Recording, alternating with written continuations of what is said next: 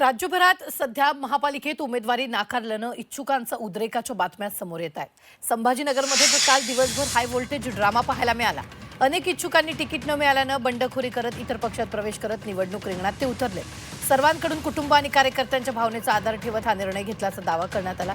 असं असताना नागपुरात मात्र जरा वेगळी घटना घडली आहे। पतीनं पक्षातून बंडखोरी करत अपक्ष अर्ज दाखल केला आणि त्यानंतर त्यांच्या पत्नीनं आपलं घर सोडून थेट माहेर गाठलंय।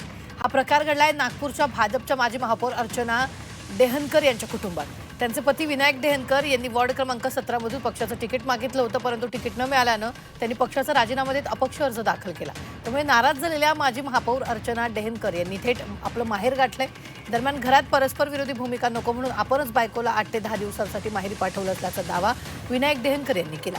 असं असलं तरी नागपुरात मात्र या घटनेची प्रचंड चर्चा रंगलेली आहे।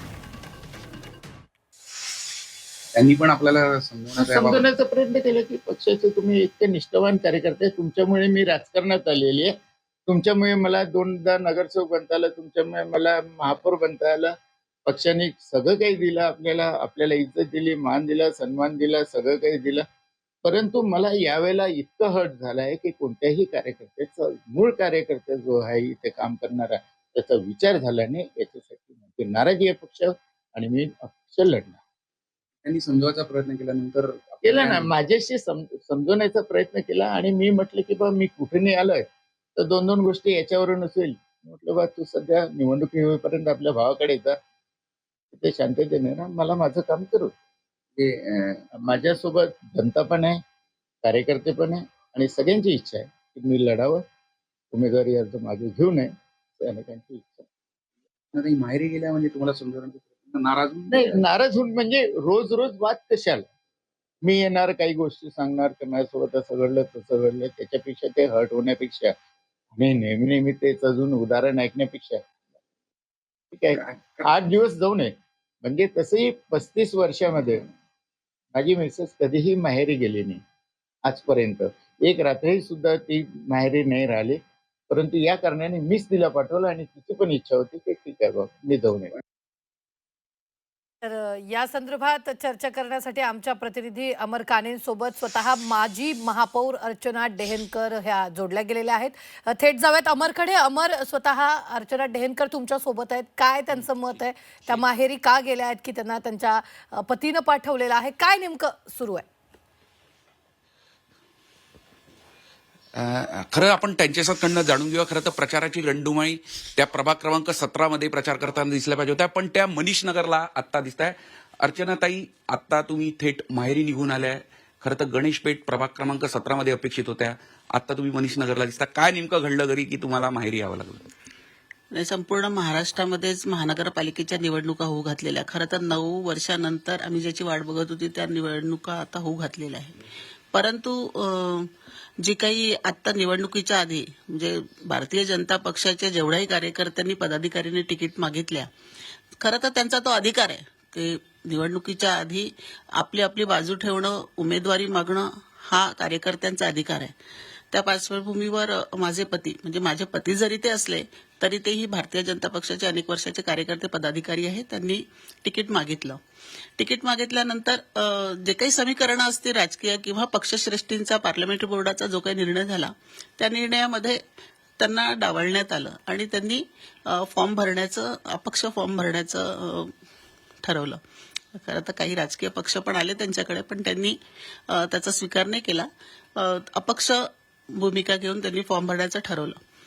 पण माझं म्हणणं होतं की आता पक्षाने म्हटलेलं आहे की दुसरे त्यांनी 4 ठरवलेले आहे, तर तुम्ही अपक्ष फॉर्म भरू नका, वाटलं तर तुम्ही तटस्थ राहा, घरात प्रचार करू नका, पण फॉर्म भरू नका। पण त्यांनी त्यांचं म्हणणं आहे की मला अपक्ष उभं राहायचंच आहे। त्याच्यामुळे राजकीय जे काही विचार असतील त्याच्यामध्ये अडकीत त्या सुपारी पडल्यासारखं झालं माझं, आणि त्याच्यामुळे मला असं वाटतं की त्यांना काही स्पेस द्यावी की 2-4 दिवस तुम्ही विचार करा।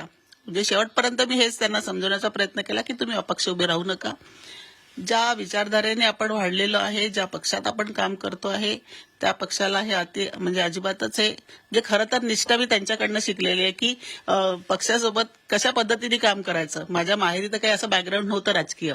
लग्न झाल्यानंतरच मी त्या घरातनं राजकारणाला माझी सुरुवात झालेली आहे 90 पासून. त्याच्यामुळे त्यांना मी म्हटलेलं आहे की तुम्ही फॉर्म वापस घ्या. बघू 2-3 दिवस अजून. आता तुम्ही प्रभाग क्रमांक 17 मध्ये भाजपाच्या उमेदवाराचा प्रचार करणार की विनायकजींचा आपले पती यांचा प्रचार करणार? निश्चितच अपक्षाचा मला प्रचार करायचा असता तर मग मी तिथेच थांबून त्यांना सोबत हे केलं असतं. परंतु महाराष्ट्रामध्ये मी काम केलेलं आहे, करते आहे. महानगरपालिका महाराष्ट्रात अनेक महानगरपालिकामध्ये निवडणुका आहे. मी ज्या ठिकाणी मनीष नगरला राहते त्या ठिकाणी सुद्धा भारतीय जनता पक्षाचे उमेदवार आहे.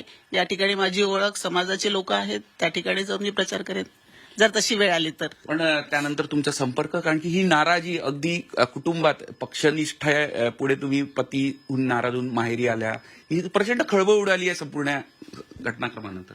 नाही, कसं आहे की कौटुंबिक असेल त्याच्यामध्ये मी त्यांच्याशी अजिबात बोलत नाही असा विषय नाही, पण राजकीय विचारधारेला कुठेतरी तडा गेलेला आहे आणि म्हणून मी अगदी. त्यांच्याशी अमर? संपर्क म्हणजे पण तुम्ही आता 2 गोष्टी बोलल्या की मी एकनिष्ठ होते 1984 पासून, त्यांच्याकडून एकनिष्ठता शिकली, त्यानंतर ते अपक्ष उभे राहतात आणि आपण मात्र अमर. पक्षाला निष्ठा ठेवतात आणि पती नाही. नाही, त्यात त्यांचा जो काही त्यांचा विषय आहे तो त्यांनाच आपण विचारला पाहिजे की त्यांच्याकडनं काय असं त्यांना वाटलं की अपक्षच उभं राहिलं पाहिजे. पण मला असं वाटतं की नाही राहिलं पाहिजे. तर आपल्यासोबत स्वतः अर्चनाताई होत्या, त्या म्हणताय की पतींनी उभं नव्हतं राहायला पाहिजे अपक्ष म्हणून, आणि परस्पर विरोधी भूमिका नको एका घरामध्ये, म्हणून मी आत्ता माहेरी तात्पुरती आल्याचं ते सांगताय. बर, निश्चित अमर, धन्यवाद ताजे अपडेट देण्यासाठी. आपण पाहतो यावेळी नागपुरात मात्र या घटनेची जोरदार चर्चा आता रंगलेली आहे.